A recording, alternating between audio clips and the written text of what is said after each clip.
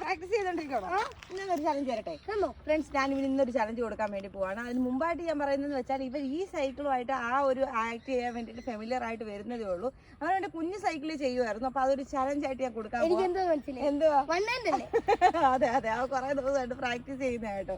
അപ്പൊ അതുകൊണ്ട് ചലഞ്ച് ഇത് സൈസ് വലുതായിട്ട് കൈ വിടുമ്പോഴത്തേക്ക് ഇത് ഒറ്റ സൈസും പിന്നെ ഡിഫറെന്റ് ആയതുകൊണ്ട് അത് അവന് പ്രാക്ടീസ് ചെയ്യുന്നുള്ളൂ. അപ്പൊ എന്താ നമുക്ക് ചെയ്തു നോക്കാം. നമ്മൾ സച്ചുക്കുട്ടനെ അവിടെ നിർത്തിയിട്ടുണ്ട്. സച്ചുക്കുട്ട അവിടെ അടിപൊളിയായിട്ട് നിക്കണം. സച്ചു അവിടെ നിൽക്കുന്നതും തൊട്ട് അപ്പുറത്ത് കാണുന്ന പോസ്റ്റ് വരെ വൺ ഹാൻഡ് ആയിട്ട് പോകാൻ പറ്റുമോ നോക്കണം. സെറ്റല്ലേ? അന്ന് നമുക്ക് സ്റ്റാർട്ട് ചെയ്യാം. ഓക്കെ ഓക്കെ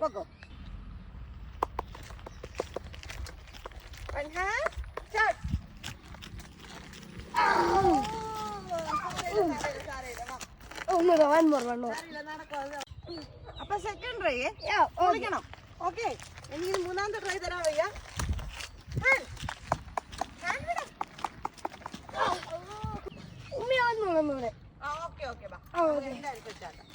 എത്ര കൈ എടുത്തിട്ടാണ് ഞാൻ അപ്പൊ തേർഡ് ആൻഡ് ഫൈനൽ ചാൻസ്.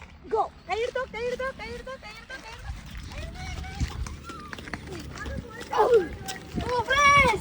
ഞാൻ അങ്ങനെ കുറെ ചെയ്തിട്ടുണ്ട്. ഇഷ്ടപ്പെട്ട ലൈക്ക് ചെയ്യുക, സബ്സ്ക്രൈബ് ചെയ്യാൻ മറക്കണ്ട. ടാറ്റാ.